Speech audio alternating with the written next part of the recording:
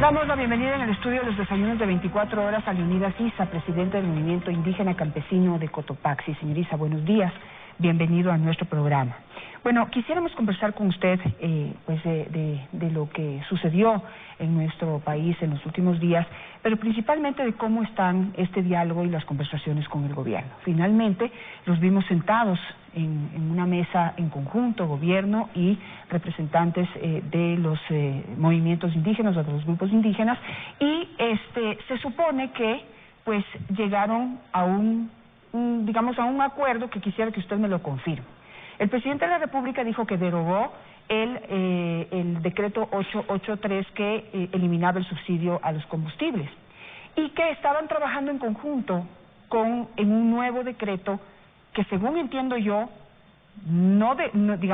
contemplaría nuevamente la eliminación de subsidios, pero ahora con la posibilidad de focalizar parte de esos recursos hacia los sectores que se verían afectados con la eliminación de su subsidio. ¿Es correcto o no? Buenos días. Yo quisiera en primera instancia agradecer al pueblo del Ecuador en este proceso de lucha. No ha sido únicamente del movimiento indígena, sino de la mayoría de los ecuatorianos. Hemos llegado a un proceso de diálogo donde la primera cuestión, la que eso era necesario antes, primero tiene que cualquier norma que salga debe ser mínimamente consultada con el pueblo. Y en este proceso hemos llegado a dos puntos.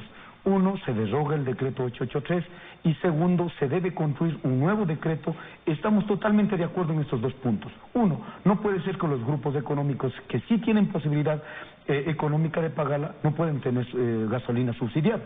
Correcto. Y otro, no puede ser que el combustible subsidiado esté sirviendo para narcotráfico o para...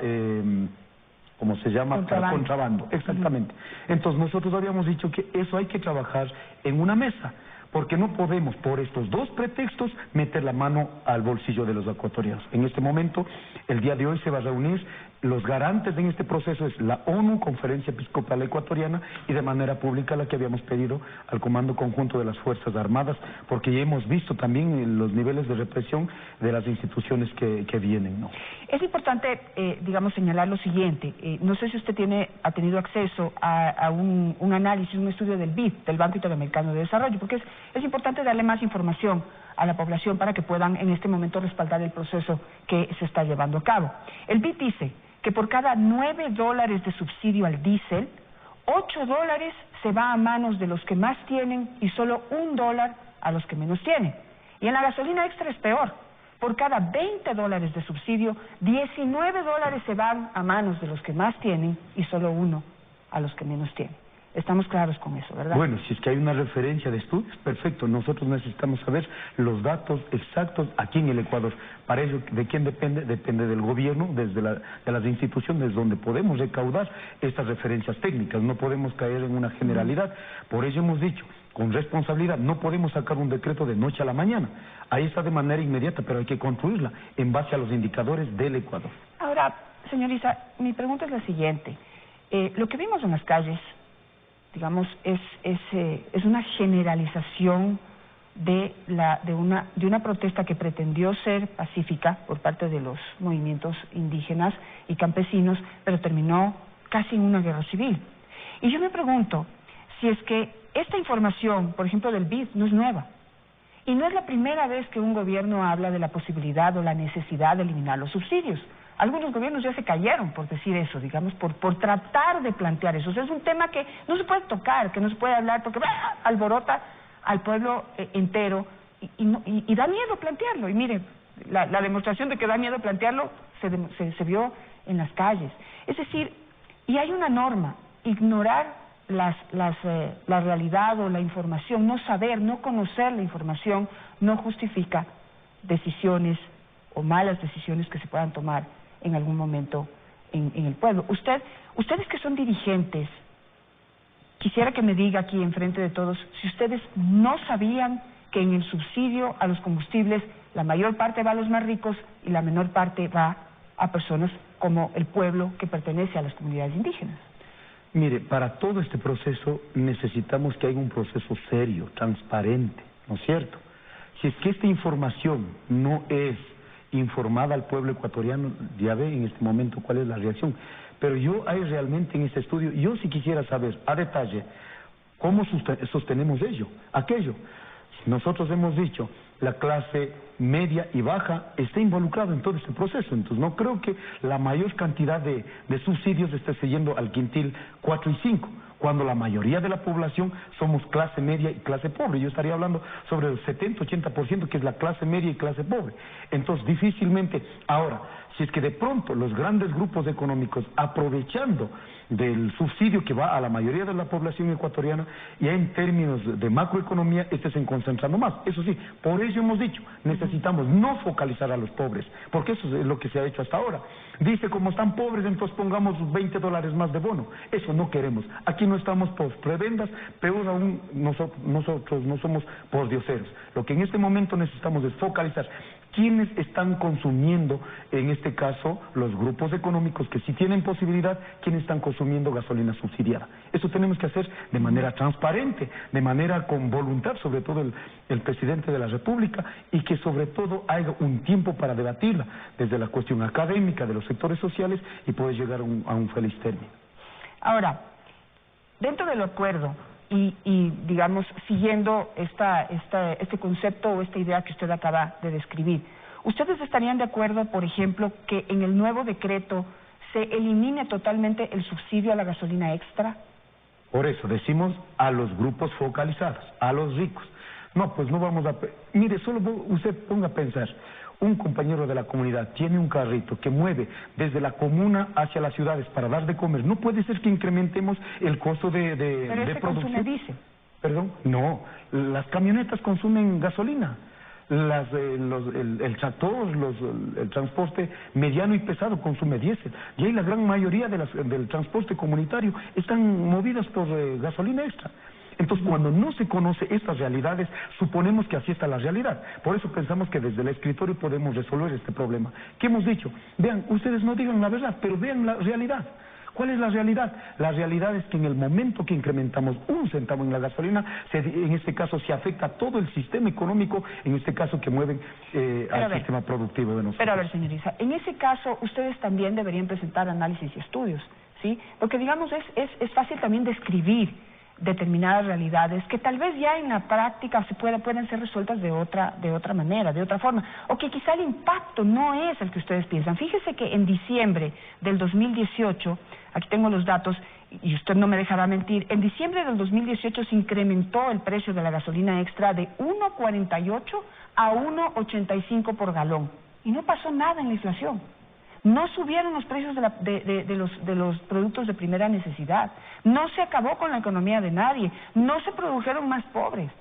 Es decir, y nadie salió a protestar, ni nada, porque la afectación no es la misma que cuando usted sí, por ejemplo, cambia el precio del diésel. Ahí sí le puedo dar a usted la razón que puede haber una afectación en todo este sistema económico que está alrededor del diésel y en donde los más ricos son los que más se llevan ese subsidio al diésel que las personas como los que usted acaba de describir, que quizá tienen un camioncito o un tractor o alguna cosa para poder, digamos, mover su economía, que no deja de ser mediana, digamos, que no deja que no supera a la clase media de nuestro país. Pero la gasolina extra no genera ese impacto y no genera ese efecto. Mire, 2 cuestiones. Creo que es demasiado pedir que las mismas comunidades o los mismos sectores populares construyamos nuestros indicadores. Eso no es posible, es responsabilidad del Estado. Por ello nosotros hemos pedido que, en este caso, bajo qué argumentos... Sí, ese es el primer punto. El segundo tema que decimos, mire, nosotros ya habíamos reaccionado frente a esta medida. Claro que ha afectado. Lo que no pasó, en cambio, ¿no es cierto?, en la anterior subida, lo que ahora ya pasó, de golpe todo. O sea, es un hachazo a la economía pequeña y mediana, sobre todo que movemos con diésel y gasolina. Si anteriormente sube, ahora también sube, el diésel el 123%, eso realmente es un hachazo a toda la economía. Por ello la reacción, el nivel de reacción que ha tenido el pueblo ecuatoriano. Pero han reaccionado antes de analizar realmente lo que puede suceder. O sea, usted está pidiendo análisis y estudios. Yo le estoy presentando los análisis y estudios que vienen desde el Banco Central, desde el Banco Interamericano de Desarrollo. Es decir, no es cualquier aparecido que se inventa los resultados. Aquí está, subió 40 centavos o más de 40 centavos, ¿sí? 40 centavos en promedio. el precio del galón de gasolina extra y no pasó nada. Entonces, esas son cosas que ustedes deberían tomar en cuenta para poder construir un nuevo decreto que realmente pueda focalizar los recursos de los ecuatorianos, que son pocos, hacia la gente que realmente más lo necesita.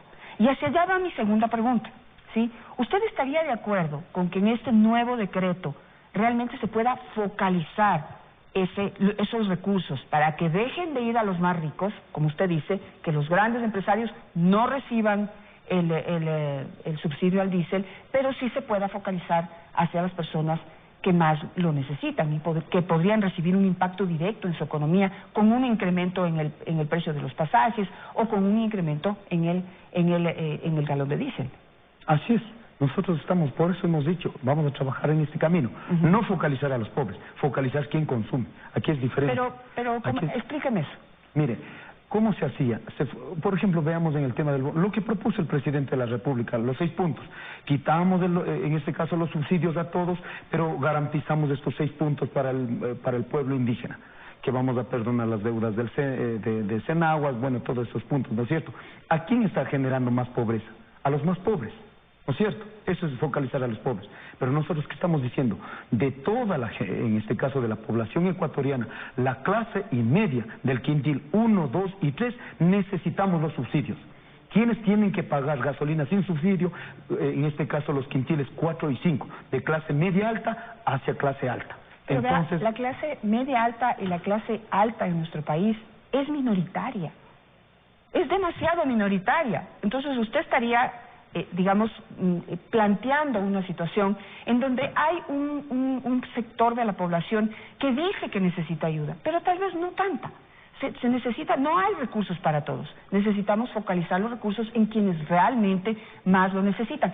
Para los otros, hablemos de quintiles. Yo en este momento, usted y yo nos podemos estar equivocando, pero hablemos del quintil 2 y 3, como dice usted.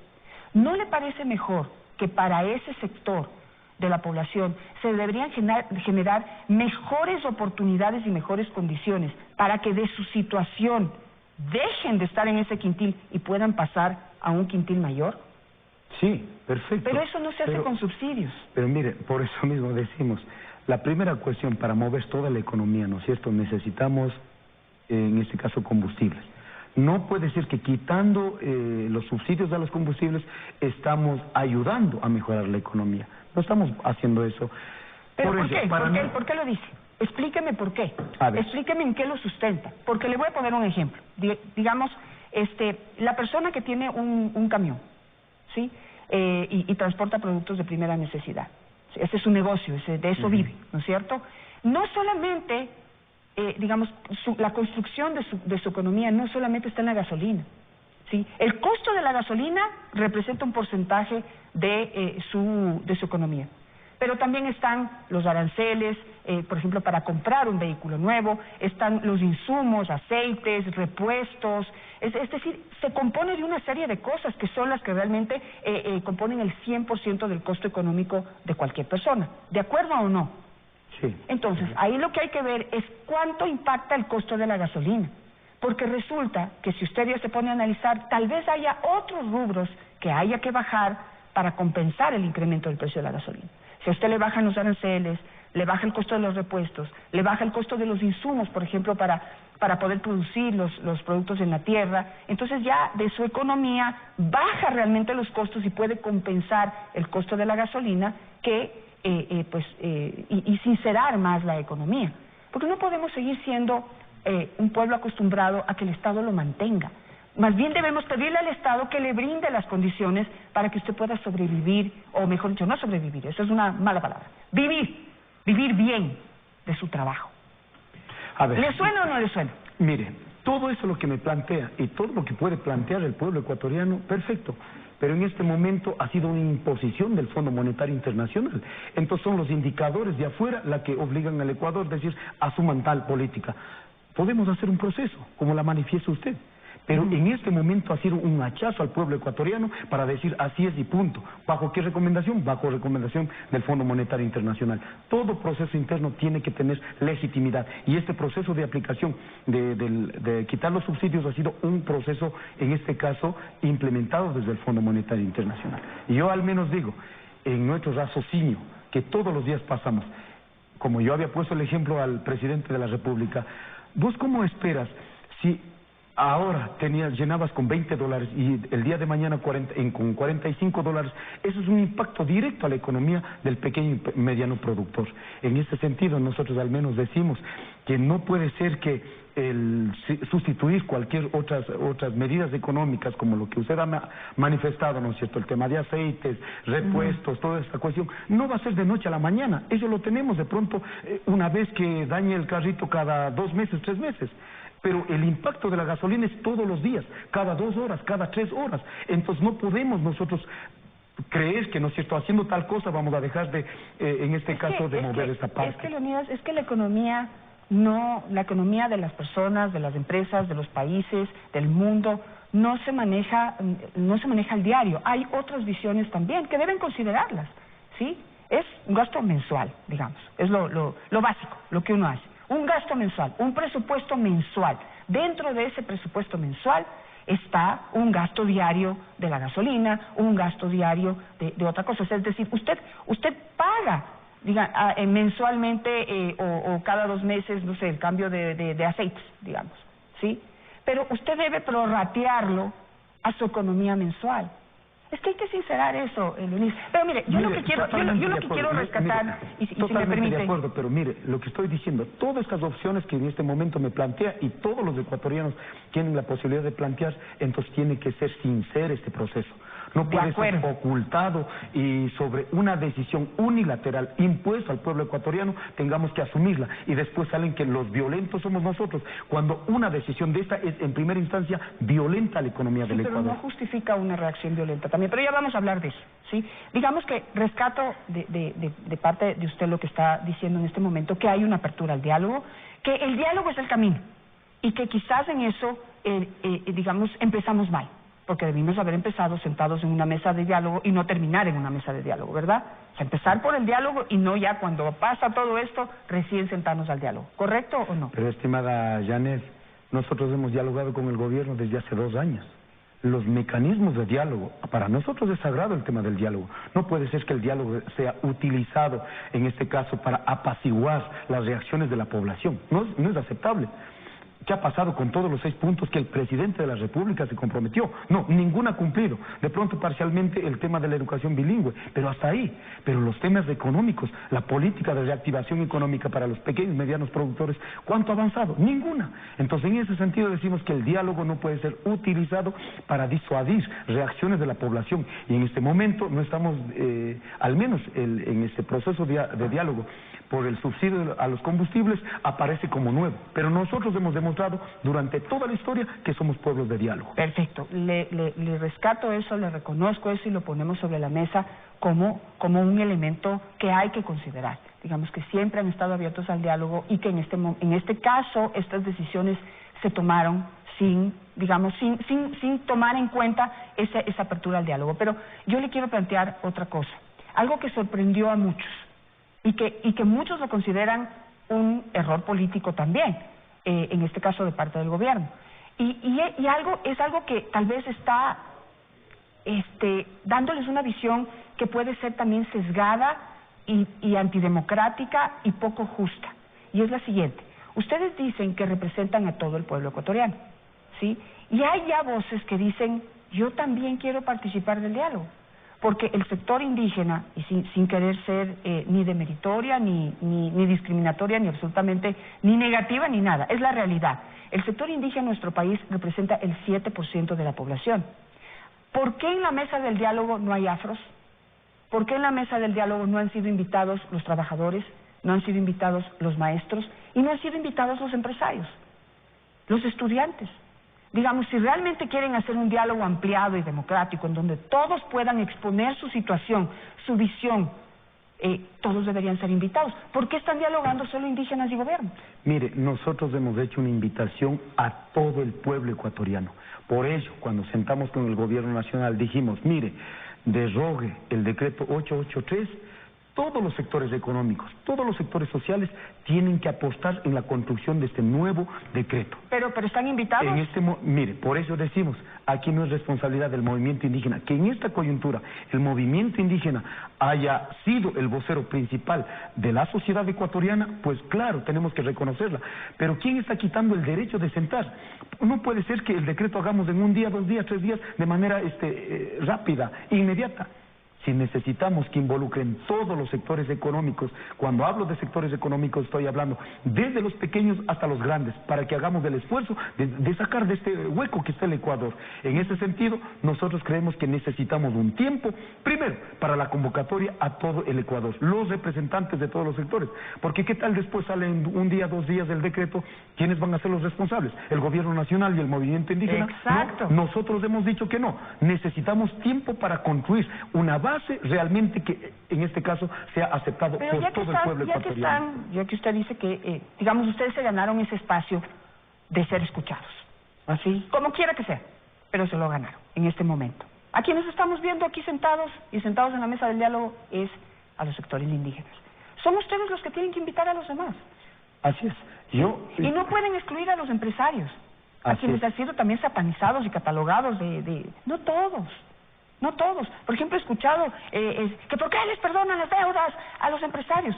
En la última remisión, la mayor parte de beneficiarios de esa remisión de impuestos, que es diferente a perdón de impuestos, es una remisión de impuestos en donde los impuestos se les cobró y lo que se les perdonó fue las multas y los intereses, porque eran procesos que estaban en litigio y llevaban mucho tiempo y estaban ya casi incobrables. Ese dinero se recuperó. La mayor parte de gente que debía ese dinero eran pequeños y medianos empresarios.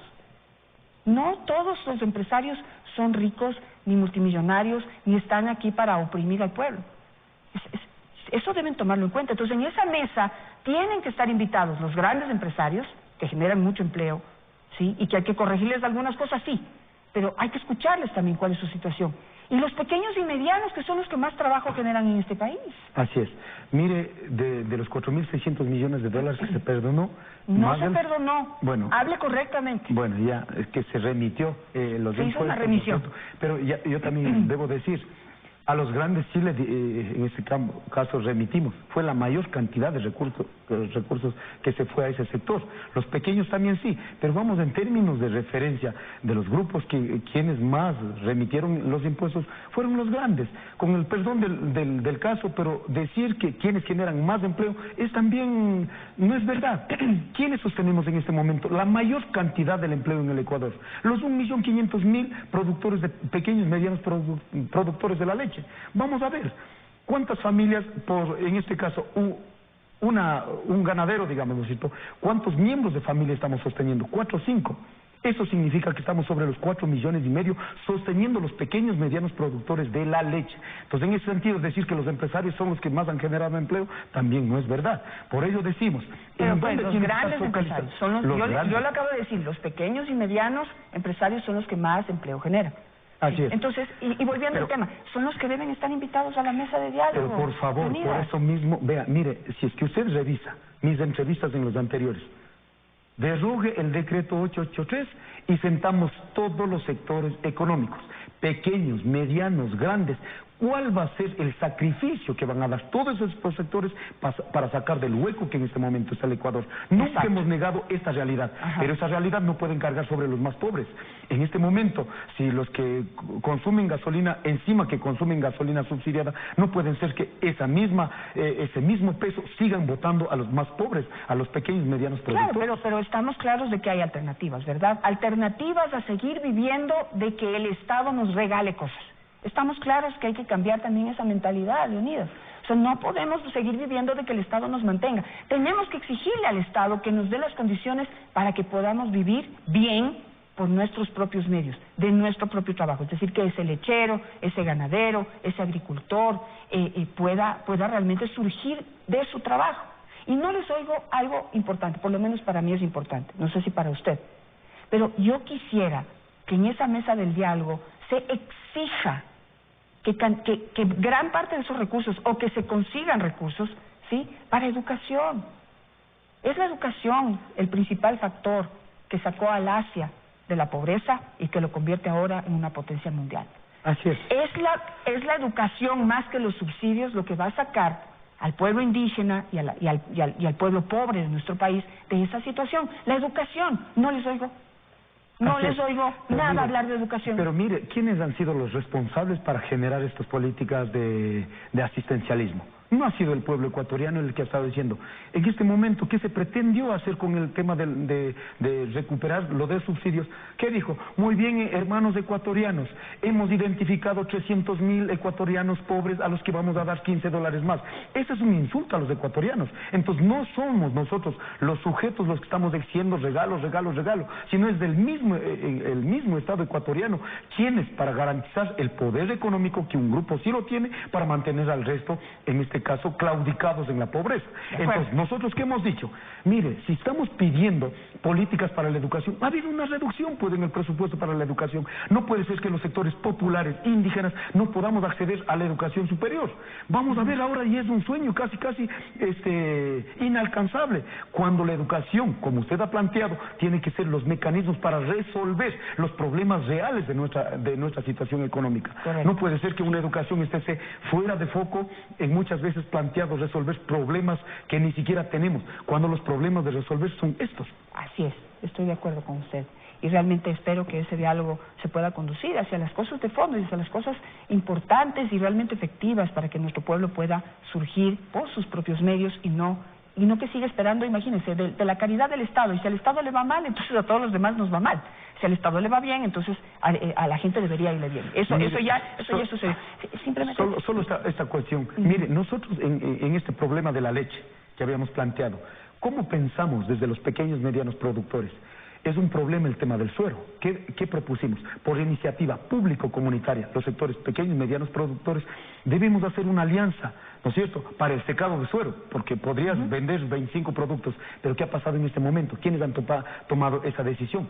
Son los mismos grupos económicos, los grandes grupos económicos, y a los que supuestamente usted también está diciendo, ¿no es cierto?, por nuestros propios medios debemos surgir, dejamos en la orfandad, dejamos en la desbandada. Entonces no puede ser que las políticas del Estado sigan generando para los grandes grupos económicos. La política del Ecuador, por iniciativa, debe garantizar, sobre todo para los que menos tenemos. Correcto, estoy de acuerdo con usted. Simplemente una última pregunta, estoy ya fuera de tiempo y tengo otro invitado, pero quiero saber si a usted le dejó preocupado, ¿sí?, los altos niveles de violencia que se vieron en las calles. Venga de donde venga, ¿sí? Aquí tenemos pueblo indígena, pueblo en general, Fuerzas Armadas, Policía Nacional, todos pueblo, periodistas, que fuimos protagonistas de una confrontación, de un nivel de violencia nunca antes visto.